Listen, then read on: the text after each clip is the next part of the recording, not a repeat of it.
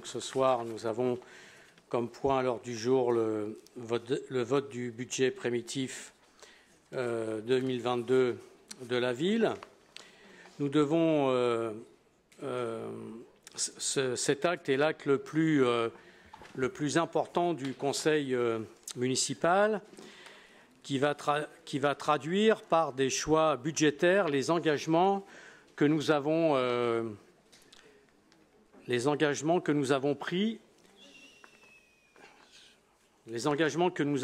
et que nos concitoyens ont approuvés en nous renouvelant leur confiance il y a 2 ans, dès le premier tour des élections municipales. Ce vote du budget intervient dans un contexte très particulier qui reste fortement marqué par la crise sanitaire et à laquelle s'ajoute une nouvelle crise provoquée par la guerre en Ukraine. La crise sanitaire dure depuis 2 ans. C'est une épreuve difficile pour tout le monde, mais particulièrement douloureuse pour celles et ceux qui sont dans les difficultés, la précarité, l'isolement. Ces 24 mois de crise nous donnent le recul nécessaire pour juger si les différentes institutions ont été à l'auteur de leurs responsabilités. Depuis 2 ans, à toutes les étapes de cette crise, notre ville a su faire face, que ce soit pour accueillir et orienter les malades du Covid, pour fournir des masques à la population, pour porter assistance aux personnes en difficulté et pour l'accès à la vaccination. Nous avons répondu présent, nous avons mis en place des actions bien au-delà de ce qui nous était demandé et à plusieurs reprises, Nanterre a été cité en exemple dans les médias. Mais soyons bien conscients d'une chose, tout cela n'a été possible parce que Nanterre est Nanterre, c'est-à-dire une ville qui, depuis des décennies, s'est attachée à développer ses ressources pour les redistribuer aux habitants à travers un service public communal développé, en n'hésitant pas à agir sur des questions qui ne relèvent pas de notre compétence, mais qui ont une énorme importance dans la vie de nos concitoyens, de nos concitoyennes. Je pense notamment à la santé. J'ai évoqué la crise sanitaire comme un élément de contexte qui pèse lourdement sur le budget de la ville, soit près de 5 millions d'euros de dépenses supplémentaires l'année dernière. Certes, l'évolution favorable de l'épidémie dans notre pays et surtout la baisse des hospitalisations nous laisse espérer une baisse du niveau de ces dépenses en 2022, mais la situation reste fragile, elle n'offre aucune certitude. L'autre élément de contexte qui va inévitablement peser sur le budget de la ville, c'est la guerre en Ukraine. Cette guerre déclenchée par le président russe en violation flagrante du droit international sème la terreur, fait des milliers de victimes dans la population civile et provoque un déplacement massif de population. À ce sujet, je souhaite remercier les Nantériennes et Nantériens qui ont répondu à notre appel à la solidarité avec les réfugiés ukrainiens, dont près d'une centaine sont actuellement accueillis dans notre ville. Cette guerre a déjà et aura des conséquences durables sur le plan économique, en particulier sur le prix de certaines énergies. Inévitablement, ces conséquences impacteront le budget de la ville. Ces éléments de contexte s'ajoutent à d'autres réalités qui nous pénalisent lourdement depuis une dizaine d'années. Je pense bien sûr à notre contribution aux 2 fonds de péréquation et à la baisse constante de la dotation de l'État. Ces 2 éléments cumulés font que depuis 2012, nous perdons chaque année 40 millions d'euros. Malgré cette réalité des faits et des chiffres, je ne doute pas que ce soir encore, l'opposition va nous objecter que Nanterre est une ville riche, que nous n'avons pas de raison de nous plaindre, et la preuve en est notre niveau de dépenses par habitant qui est parmi les plus élevés du pays. Sauf que ce n'est pas la réalité.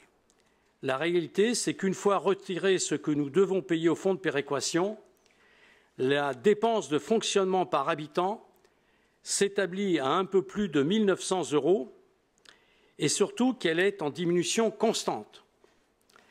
Elle était de 1 951 € par habitant en 2018, elle est de 1 939 € en 2019, elle est de 1 920 € en 2020 et elle est de 1 900 € en 2021. En 3 ans, nous avons donc perdu 51 € par habitant, ce qui, pour une population de presque 100 000, représente en dépenses réelles pour les Nanterriens une perte de 5 millions d'euros. Dans ces conditions, le défi que Nanterre doit relever chaque année en construisant son budget est de maintenir un même niveau de service public alors que notre capacité à financer ce service public connaît une lente érosion. Or, le service public reste un levier majeur d'égalité et de protection sociale. À Nanterre, ce qui permet à la très grande majorité de la population dans tous les quartiers d'accéder aux dispositifs après l'école, aux centres de loisirs et de vacances, à la santé, aux crèches, à la culture, au sport, à nos actions en faveur des seniors. C'est pour préserver ce service que nous sommes amenés à recourir cette année à une hausse du taux de la taxe foncière dans des proportions modérées. D'ailleurs, malgré cette hausse, Nanterre fera partie des villes de Haute-Seine où le taux des impôts locaux est le plus bas. Rien n'est donc plus faux que de présenter Nanterre comme une ville riche qui croulerait sous les recettes et serait une ville dépensière. En réalité, cette expression de ville dépensière est révélatrice de l'obsession libérale de la réduction de la dépense publique. C'est l'habituel refrain du trop de fonctionnaires, du trop de solidarité, du trop de subventions aux associations, du trop d'équipements et de services publics. Hélas, la rengaine est devenue une doctrine d'État, mise en application sous plusieurs gouvernements, et on en paie aujourd'hui lourdement les conséquences.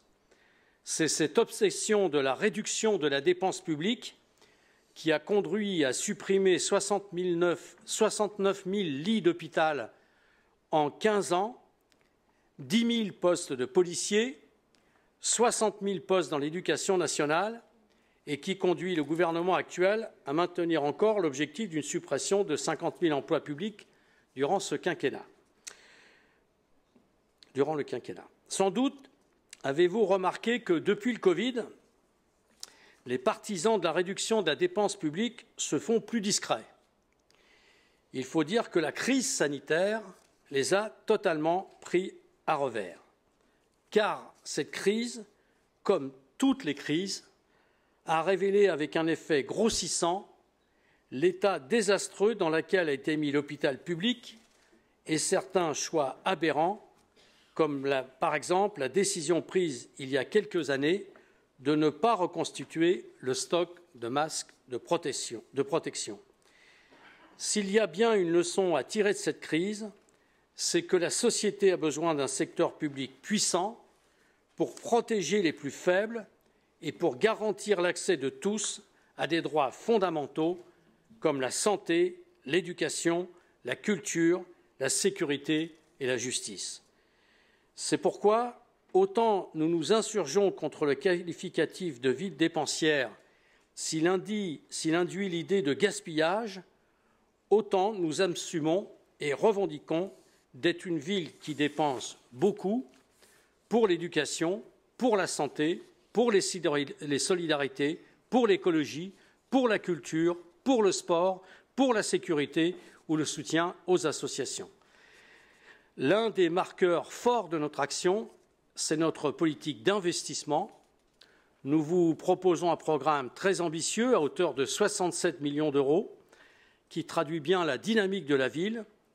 Je citerai notamment les 8 millions d'euros investis dans l'amélioration des quartiers et le logement, les 25 millions d'euros consacrés à des constructions ou rénovations d'équipements éducatifs, culturels et sportifs, les 7 millions d'euros à des politiques de transition écologique et les 1,7 million d'euros à la sécurité et à la prévention.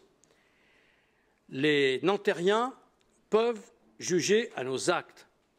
Tous les engagements que nous avons pris il y a 2 ans sont en train d'être réalisés. Certains le sont déjà en totalité, d'autres sont en cours, d'autres sont en chantier. Mais notre volonté est de tenir le cap d'une ville pour toutes et tous. Le budget que je vous invite à adopter sera mis au service de tout ce qui fonde notre engagement. Le droit au logement pour tous, la solidarité, l'éducation, la transition écologique, l'égalité des droits, la sécurité et la prévention, l'accès au sport et à la culture. Avec ces choix, Nanterre continuera d'avancer, elle continuera d'être cette ville solidaire, dynamique et innovante dont nous sommes fiers. Je laisse à présent à notre adjoint aux finances, Samir Abdeloued, vous présenter plus en détail les principales caractéristiques de ce budget 2022. Je vous remercie, Monsieur le maire. Donc nous allons maintenant aborder plus en détail le budget primitif 2022, dont les orientations ont été largement débattues au dernier conseil municipal, avec tout d'abord les chiffres clés du BP, du budget primitif 2022, donc à savoir un budget 2022 qui est équilibré à hauteur de 390 millions d'euros qui se répartit sur la section fonctionnement à hauteur de 282 millions d'euros et sur la section d'investissement à hauteur de 108 millions d'euros. Il est à noter, comme vous l'avez rappelé, Monsieur le maire, que le budget que nous allons voter s'inscrit dans un environnement très incertain avec la crise ukrainienne. Compte tenu du caractère récent de cette crise, les effets sont évidemment pas intégrés à l'heure actuelle, mais on peut d'ores et déjà les lister, avec tout d'abord une potentielle hausse de l'inflation, une augmentation du coût des denrées, des matériaux et de l'énergie, et un renchérissement du coût des travaux et rallongement des délais d'exécution. Un premier travail d'estimation des impacts est en cours. En parallèle, un travail est entamé pour voir comment essayer d'en limiter les effets en mettant en place des actions correctrices. Nanterre, depuis plusieurs années, est fortement pénalisée par les décisions de l'État avec une très forte baisse de la dotation globale de fonctionnement, principal concours de l'État qui atteint 0 depuis 2021, et une péréquation extrêmement défavorable à la ville. Depuis 2012, la ville a perdu par exercice 40 millions d'euros. Donc vous ne rêvez pas, c'est bien 40 millions d'euros de ressources perdues pour la ville. Avec cette perte s'ajoute également la perte de dynamique fiscale économique qui est affectée par la loi à la métropole du Grand Paris.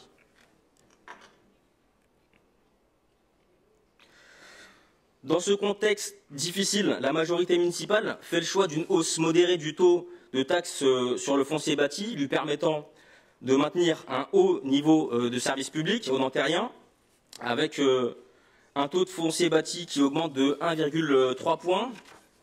C'est une hausse modérée qui génère une recette supplémentaire de 3,9 millions d'euros pour le budget et qui correspond à une hausse de cotisation moyenne de 36 euros pour un propriétaire d'habitation. Il convient de rappeler que la taxe sur le foncier bâti concerne pour 58% les locaux professionnels et pour 39% les propriétaires d'habitation.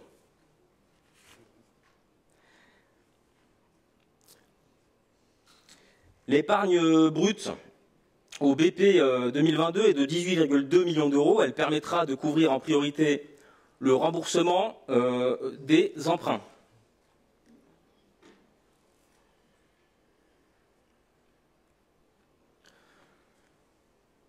Donc 36 millions d'euros d'emprunts nouveaux sont prévus au BP 2022.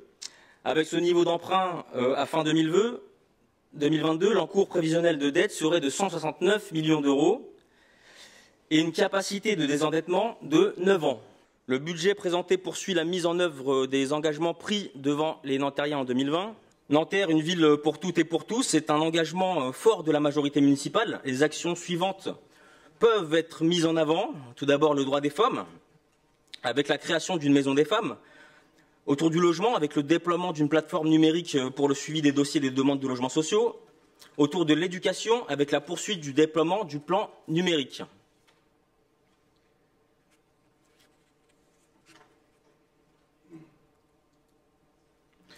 Dans le domaine de la transition écologique, on peut citer la mobilité douce avec le lancement du plan vélo, la nature en ville avec l'extension du parc du chemin de l'île et la poursuite du plan 5000 arbres, la transition alimentaire avec la progression de la part d'alimentation bio et durable dans les écoles, ainsi que le projet d'agriculture urbaine pour les professionnels.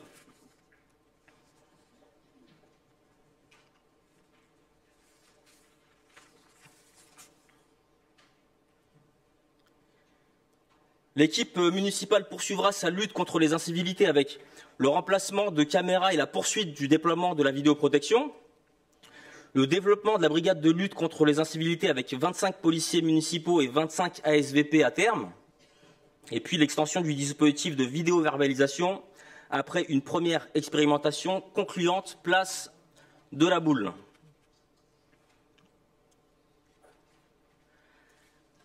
La participation citoyenne continuera d'être au cœur des pratiques municipales, avec notamment la fabrique des futurs, le fameux projet de l'Agora autour des transitions écologiques et numériques, la mobilisation du Conseil citoyen et de la transition écologique, et puis la première édition de la bourse de la transition écologique. Enfin,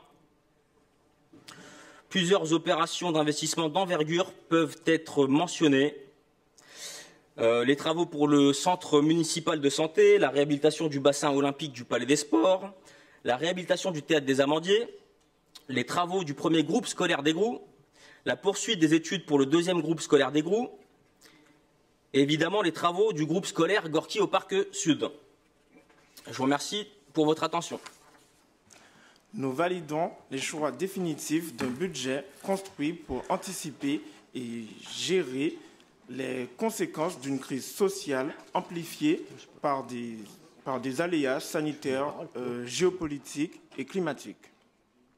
C'est dans ce contexte périlleux que le mantra, l'idée que seuls nous allons plus vite, mais ensemble nous allons plus loin, doit irriguer en fait toutes nos actions futures. L'intelligence collective et notre imagination doivent être mises au service de développement économique local fondé sur des schémas d'économie équitable et de protection, tant pour les êtres humains que pour les écosystèmes. Il faut quand même se le dire.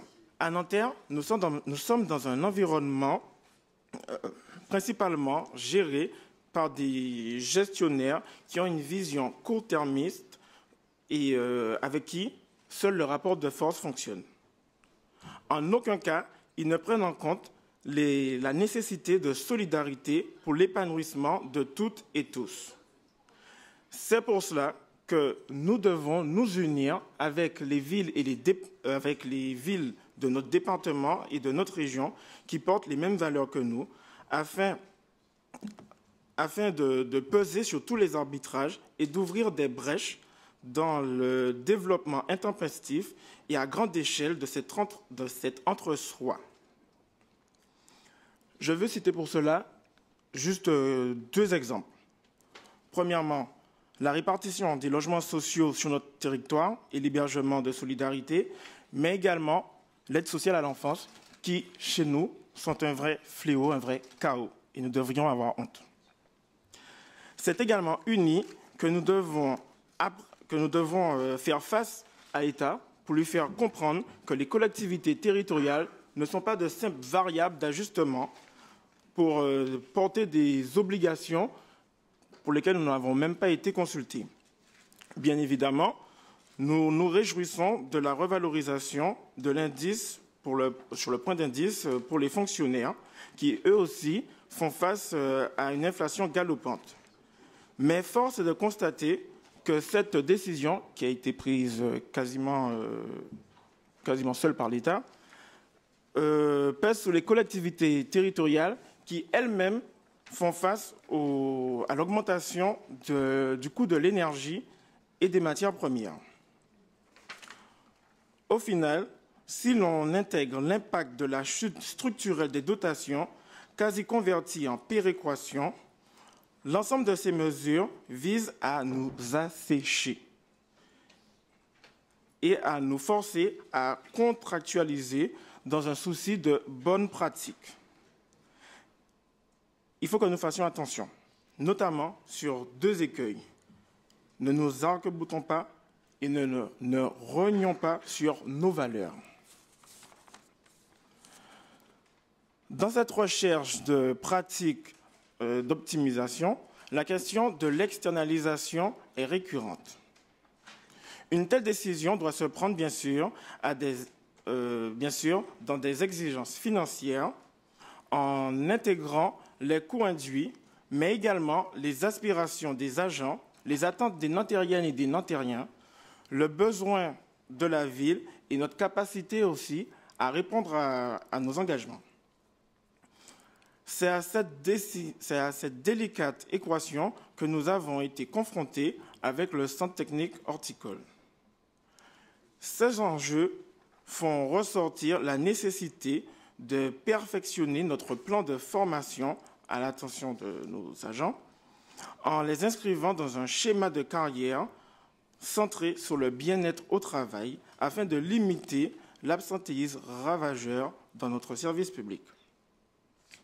Dans cette optique de rééquilibrage, la hausse de 1,3% de la taxe foncière sur le bâti constitue un moindre mal. Néanmoins, il faut aussi prendre en compte les petits propriétaires qui, eux aussi, peuvent avoir des fins de mois difficiles. Dans cet environnement contraint, nous parvenons néanmoins à mettre en place nos engagements envers les Nanterriennes et les Nanterriens, avec une section d'investissement ambitieuse. Parmi les postes d'engagement, il est urgent d'utiliser les 2 millions d'euros prévus pour le plan vélo qui permettrait, en développant cette pratique, de réduire les coûts liés au transport, notamment le carburant. C'est également le cas pour la logique de protection. En fait, c'est également le cas pour la protection contre la hausse des prix. Il conviendra d'utiliser tous les crédits destinés à la rénovation énergétique, en particulier pour les habitats dégradés, mais pas que. Il nous faudra aussi nous mobiliser pour obtenir de l'État un plan de rénovation énergétique à la hauteur de ces enjeux. Enfin, les crédits affectés à l'aménagement des espaces verts et à la plantation d'arbres pour réaliser notre plan de 5000 arbres attestent de l'engagement vis-à-vis de nos enjeux. Vous l'avez compris, mes chers collègues, ce budget est avant tout un appel à la mobilisation de tous et de toutes pour consolider le socle de protection dont bénéficient les Nanterriennes et les Nanterriens et d'ouvrir le champ des possibles dans un environnement contraint afin qu'aucun d'entre nous n'enterre ses rêves. Quelques mots sur ce budget. Construire un budget ambitieux, cohérent, conforme aux valeurs que nous portons, requiert du compromis, de l'actualisation parfois, mais avant tout de la cohérence. Du compromis tout d'abord. Pourquoi ? Le contexte que nous connaissons nous a incité le plus souvent à faire des choix. je pense qu'il n'est pas inopportun de le rappeler.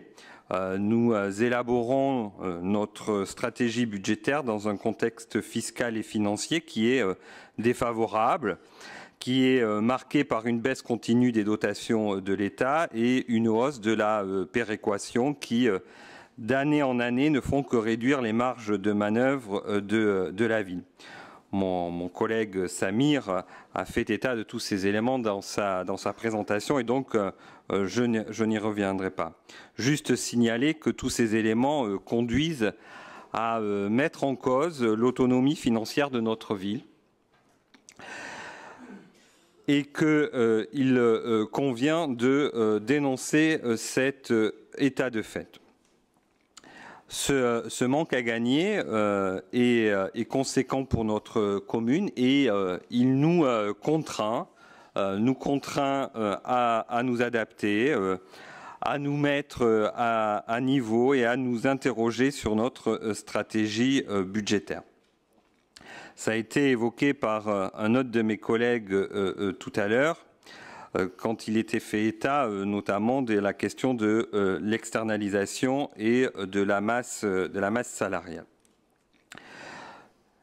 Nous avons fait le choix d'avoir un service public fort.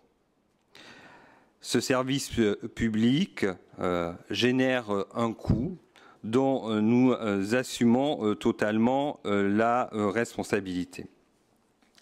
Ce service public intervient dans un contexte qui est marqué par la mise en place d'un nouveau régime indemnitaire. Nous en avons débattu dans cette enceinte, qui a conduit la ville à abonder de façon significative l'enveloppe consacrée à la rémunération de ses agents. Ça a été évoqué tout à l'heure. Le gouvernement a annoncé à quelques semaines des élections un coup de pouce en dégelant le point d'indice des fonctionnaires. Aujourd'hui, nous n'en sommes qu'au stade des annonces.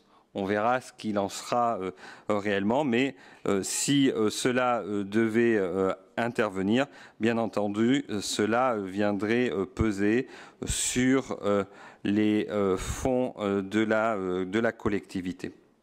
Donc nous avons fait le choix d'avoir un service public fort, mais nous ne nous interdisons pas de regarder à sa rationalisation ou à son efficacité. Et un certain nombre d'exemples ont été cités dans le document budgétaire présenté par Samir. Je pense à la question des serres municipales, ça a été évoqué, mais également à la question des lingeries dans les établissements de la petite enfance. Je pense que les approches qui ont été initiées sont pertinentes. Il nous faut étudier la façon la plus efficace de garantir le haut niveau de service public que nous souhaitons porter au profit des Nantériens. C'est donc dans cette optique qu'il convient de considérer la hausse de la taxe sur le foncier bâti cette année. Là aussi, ça a été évoqué. Je pense qu'il est nécessaire de poursuivre les engagements que nous avons pris auprès des Nantériennes et des Nantériens dans le cadre du contrat qui nous lie à eux depuis le début de cette mandature. Je pense qu'il faut s'attacher au terme de contrat parce qu'il s'agit bien d'un acte que l'on a conclu avec nos concitoyens, un acte que nous entendons toujours respecter et honorer avec cohérence et fidélité à nos idées. Cette attitude, nous l'avons affichée pendant la crise sanitaire avec le maintien des services publics, le déploiement de dispositifs et de mesures exceptionnelles. Je ne vous reparlerai pas du centre de vaccination, mais je pense qu'on peut le citer. Et donc le budget qui est présenté confirme cet état d'esprit qui nous anime. Je citerai quelques réalisations à venir, toujours dans le domaine de la santé. secteur qui m'est particulièrement cher, avec le lancement du nouveau centre de santé dans le centre ancien qui ouvrira ses portes en 2024. On peut également citer le soutien au secteur associatif qui ne faiblira pas encore en 2022. Et puis on pourra parler également de nos engagements en matière de sécurité et de prévention, mais je pense que ma collègue Nesrine reviendra sans doute sur ce sujet-là. Là aussi, nous n'avons pas à rougir avec le déploiement de la police municipale et de la vidéoprotection. Pour finir, je citerai la petite enfance avec la rénovation de la crèche des Pâquerettes, la création du multi-accueil aux provinces françaises, les mobilités avec le plan vélo que mon collègue a présenté au dernier conseil municipal, le soutien au tissu économique de notre ville, sans oublier le programme de rénovation urbaine. C'est toutes ces raisons et au regard de notre ambition réaffirmée de faire de Nanterre une ville pour toutes et tous que, bien sûr, le groupe socialiste et progressiste votera sans réserve le budget qui nous est présenté ce soir. Alors, je vais peut-être vous étonner, mais on est d'accord avec certaines choses que vous avez dites. Oui, effectivement, la ville, on a fait face à des dépenses non prévues depuis 2 ans pour gérer cette crise Covid. Et effectivement, oui, la ville a été saluée pour les initiatives prises et mises en place. Oui, l'inflation qu'on vit depuis maintenant quelques mois, une inflation sans précédent depuis 30 ans, aura un impact sur le budget, de toutes les collectivités, des entreprises. C'est effectivement quelque chose qu'on n'a pas vécu depuis une trentaine d'années. Je crois que c'est 91, si je ne dis pas de bêtises. Et oui, la crise, la tragédie que vit l'Ukraine aujourd'hui risque effectivement d'amplifier ces effets inflationnistes et d'avoir des conséquences très importantes sur l'économie du pays. Bon, il n'en reste pas moins que quand vous parlez de situation tendue, en présentant votre budget, ce qui est très récurrent de votre part, vous parlez de ces dépenses non prévues qui ont lieu certes, mais toutes les villes ont fait face à des dépenses non prévues pour gérer la crise Covid. La baisse de la DGF, vous en parlez à chaque fois, c'est une réalité, qu'on l'apprécie ou pas d'ailleurs cette baisse, elle est également, elle s'impose à toutes les collectivités, plus ou moins fortement j'en crois même, elle s'impose à toutes. Vous parlez du fonds de péréquation défavorable à la ville, que vous qualifiez d'insoutenable dans votre budget. Pardon, mais enfin à un moment, quand on voit le budget de la ville, je pense qu'il y a des villes qui peuvent évidemment dire que c'est insoutenable. Et puis je pense que quand on se targue effectivement, et c'est très bien d'être une ville solidaire pour tous, je pense que c'est important que Nanterre, qui a un budget élevé, participe aussi à l'auteur de son budget à ce fonds de péréquation.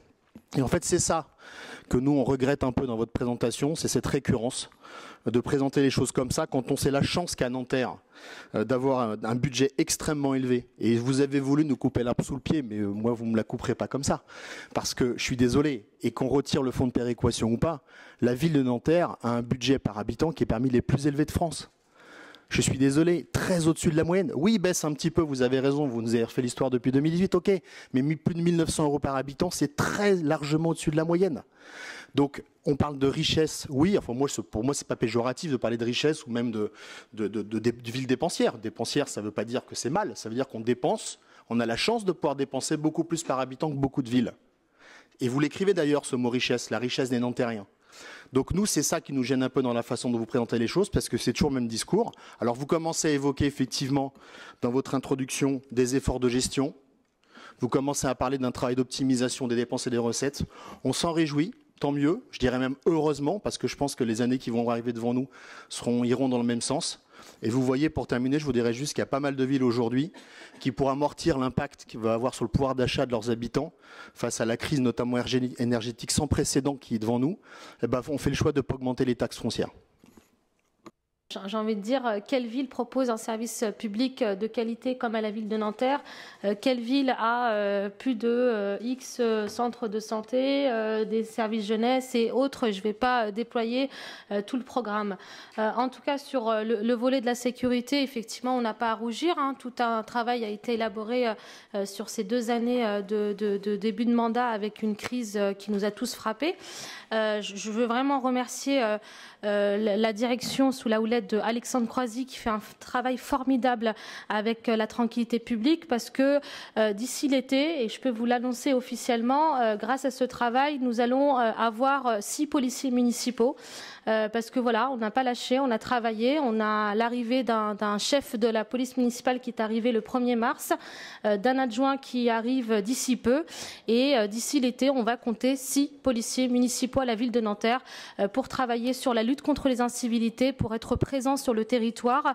Avec Rachid Taïeb, Valérie Métayer, on a commencé déjà à faire ce travail, par exemple, auprès des commerçants, et on continuera auprès de tous les quartiers de la ville de Nanterre. Encore une fois, et je l'ai dit récemment, on n'est pas là pour se substituer au travail de la police nationale, mais on est là voilà, pour lutter contre les incivilités. Et comme le maire l'a rappelé, malheureusement, avec le désengagement de l'État au niveau des forces de l'ordre, aujourd'hui, les villes sont dans l'obligation, malheureusement, à devoir travailler dans ce sens. Rapidement aussi sur la question des caméras, un sujet aussi qui nous fait réfléchir, où il y a aussi des débats, je le vois souvent sur les réseaux ou ne serait-ce sur un débat public. Aujourd'hui, à la ville de Nanterre, depuis 2020, nous avons positionné plus de 24 caméras supplémentaires, et au total, aujourd'hui, je peux vous annoncer avec monsieur le maire que nous avons 69 caméras de points de surveillance qui sont réparties sur l'ensemble de notre territoire. Parmi certaines ont été effectivement vandalisées, cassées, c'est une réalité, mais on en a fait l'objet de 12 qui ont fait l'objet d'actes de vandalisme sur 69 caméras. Vous dire que nous sommes dans cette hypothèse de travailler, par exemple, sur un supervision plus performant où les services municipaux sont en train de travailler dans ce sens, que les agents de la surveillance de la voie publique sont présents, et bien évidemment avec Assia Kachour, tout à l'heure, nous avons rencontré tous les chefs d'établissement du secondaire avec le partenariat de la police nationale, et je les remercie infiniment parce que nous avons été félicités, remerciés du travail qui a été élaboré par notre nouvelle chef responsable de la médiation de jour comme de nuit, et je pense que c'est très important de dire qu'à Nanterre, de 8h du matin jusqu'à 1h30, nous avons plus d'une trentaine de personnes qui sillonnent le territoire, qui font de la prévention et qui travaillent dans ce sens. Donc voilà, une ville pour toutes et pour tous et plus sécurisante. Cette politique de services rendus aux habitants dans le domaine de l'éducation, du sport, de la culture et de la santé est aujourd'hui menacée malgré leur importance remise en lumière par la crise sanitaire. Premier secteur d'investissement de la ville, l'éducation et l'amélioration du cadre scolaire des enfants nantériens est au cœur de notre politique de service public. Avec la création de 2 nouveaux groupes scolaires dans le quartier des Grous, la réhabilitation complète de l'école Gorki, ainsi que la poursuite du déploiement du plan numérique dans les écoles, nous réaffirmons donc les ambitions éducatives qui sont les nôtres pour Nanterre et sa jeunesse. Il en va de même avec les secteurs de la culture et des sports, symbolisés par la réhabilitation du théâtre des Amandiers notamment et du bassin olympique du Palais des Sports. Si l'éducation, la culture et le sport restent des compétences des municipalités, ce n'est pas le cas pour la santé.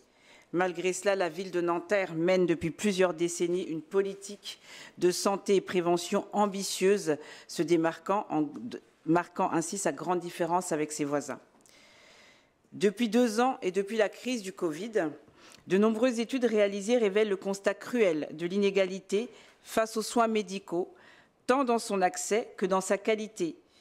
L'étude comparative de l'INSEE sur le taux de vaccination et l'indicateur socio-économique dans les villes des Hauts-de-Seine illustrent parfaitement que plus le taux de pauvreté est élevé, moins la population est vaccinée.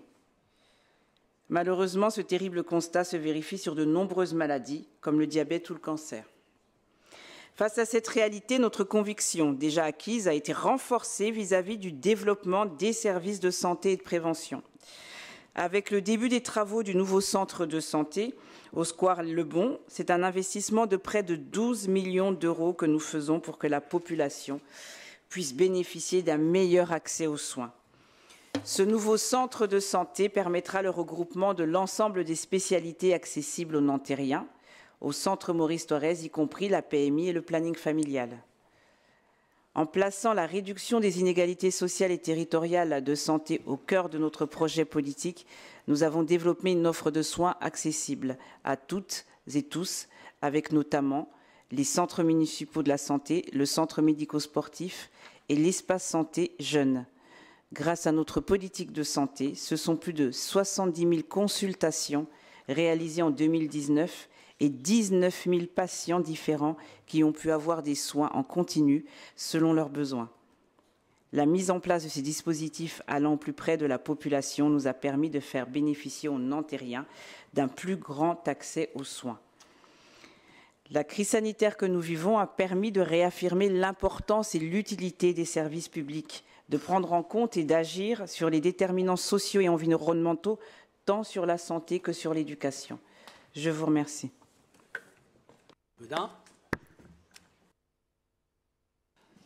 Merci beaucoup. Bonsoir à tous. Merci pour les présentations. Vous véhiculez systématiquement depuis des années deux idées. La première dont mon collègue Christophe Ribaud a parlé, selon laquelle la ville de Nanterre n'aurait pas suffisamment les moyens, ne serait pas extraordinairement mieux dotée que les villes similaires. C'est donc une idée fausse. Et la deuxième, c'est que Nanterre fait tout ça et a des dépenses de fonctionnement extrêmement élevées et en augmentation, disons-le, pour assurer un service public fort et puissant, selon les termes que vous avez utilisés. Et vous en voulez pour preuve ce que nous faisons en matière de sécurité depuis ces dernières années. Ou de santé. Je voudrais revenir juste un instant. D'abord sur cette idée que dépenses de fonctionnement très élevées ou dépenses de fonctionnement en augmentation signifieraient service public fort et efficace. Non. Nous sommes évidemment pour un service public fort, efficace et puissant. Nous soutenons évidemment le fait qu'en matière de santé, Nanterre est une ville, de ce point de vue-là, qui investit et qui fait plus qu'ailleurs. C'est très bien. À aucun moment, il ne s'agit de dire le contraire de cela. Mais puisque, monsieur le maire, vous avez pris l'exemple du service hospitalier, et je vais revenir sur Nanterre dans une seconde en prenant cet exemple-là, investir, enfin dépenser en termes de fonctionnement, par exemple, pour service public hospitalier, ne signifie pas avoir un hôpital efficient. J'en veux pour preuve le fait que l'Allemagne dépense moins que la France en la matière. Il ne me semble pas que l'Allemagne soit un pays qui s'en soit moins bien sorti que la France sur les 2 dernières années, presque au contraire. Sur l'éducation, l'Allemagne ne dépense pas plus, voire légèrement moins que la France en matière d'éducation, et les enseignants sont largement mieux payés en Allemagne qu'en France. C'est un peu plus de 3 000 € bruts en moyenne en France et 4 500 € pour un enseignant en Allemagne, avec un budget national qui est moindre. Excusez-moi, c'est bien la preuve qu'avoir un budget et des dépenses de fonctionnement élevées ne signifie pas pouvoir être efficace en matière de service public. Donc ce que nous disons, c'est qu'avec un peu moins, nous pourrions faire peut-être, en tout cas nous l'imaginons, mieux et autrement. Et qu'en matière de sécurité, 6 policiers municipaux, qu'on n'a pas encore, nous le dit maintenant, j'espère que nous allons les avoir, 5 actuellement, 6 avant l'été, on croise les doigts, on espère, alors que vous nous annoncez ça depuis quoi, 2017, 2018 Bon, à un moment donné, ce qu'on peut se demander, si avec le budget nantérien, on n'est pas capable de faire mieux. On sait bien qu'il y a un sujet de recrutement des agents et de police municipale et que c'est très difficile. Mais justement, est-ce qu'avec un peu de réallocation des ressources, améliorer leur niveau de vie, peut-être des meilleures conditions salariales, de logement, etc., on peut peut-être se poser les questions pour leur donner des meilleures conditions de travail et de vie à Nanterre pour les attirer. Ça veut dire une réallocation des moyens. Ça veut dire trouver d'autres façons de travailler. Ça veut dire mieux travailler avec les associations. On leur demande des efforts aux associations aujourd'hui. Pourquoi est-ce que nous, dans leurs dépenses de fonctionnement, pourquoi est-ce que nous, villes, on ne serait pas capable de donner l'exemple là-dessus ? Voilà, je pense, on dit cela depuis des années, mais c'est important de tordre le bras à ces idées reçues. Oui, la ville de Nanterre a plus de moyens qu'ailleurs pour les mêmes difficultés sociales que dans d'autres villes. On est mieux doté. Oui, on a un service public important et maintenons-le. Oui, nous sommes pour un service public puissant. Et oui, on peut faire tout ça avec un peu moins de dépenses de fonctionnement et une logique où on est en diminution pour tout simplement essayer de faire mieux, comme ce qu'on demande aujourd'hui à tous les Français. d'autres interventions, donc peut-être quelques mots dans ce débat. D'abord, il y a bien donc une baisse de dépenses de fonctionnement par habitant qui est engagée depuis plusieurs années, et notamment une baisse de 51 € par habitant depuis 2018.